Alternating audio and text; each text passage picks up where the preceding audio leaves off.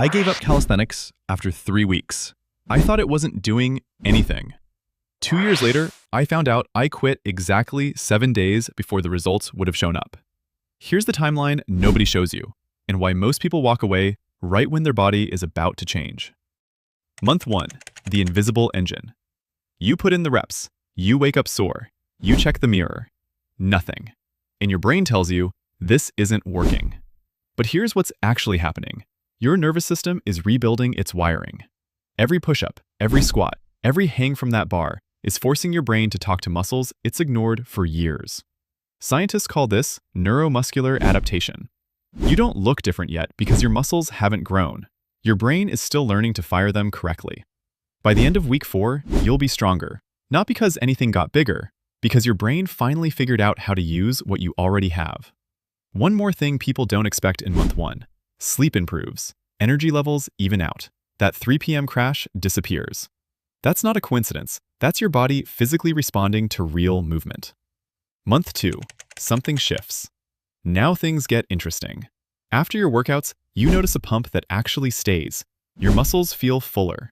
Nothing dramatic, but it's real. What changes the most in month 2 isn't size, it's posture.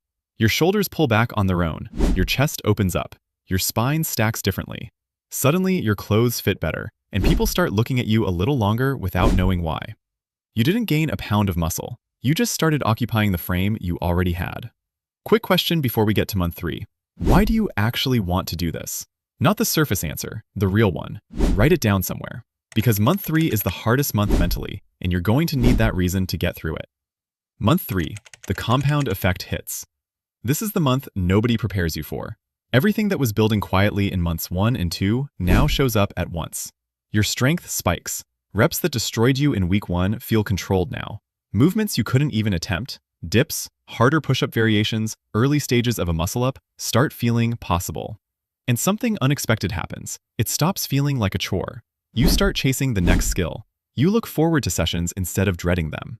Physically, people who haven't seen you in a while will say something. The shape is visible. The definition is there at rest. But here's the warning. Your body has adapted to your current routine. Same exercises, same reps, same tempo. It will give you nothing more. You have to push it. Harder variations, more volume, more tension. Sleep and nutrition matter now more than ever. Ignore them and you'll plateau here, which honestly is still further than most people ever get. But if you want to keep climbing, you have to evolve the plan. Month 6, a different person. The mirror you used to avoid, you stop in front of it now. The shirt that used to hang off your shoulders fills out across the back. The bar you could barely grip in week 1, you're doing controlled muscle-ups on it. Same bar, 6 months apart. Your body looks athletic because it is athletic. The V-taper is there. Arms have shape even when relaxed. You move through space in ways most people who only use machines simply can't. The difference isn't just visual, it's functional. You don't just look strong, you are strong. Same body, same bar. The only difference, you didn't quit. Subscribe to the Orange Core for more updates.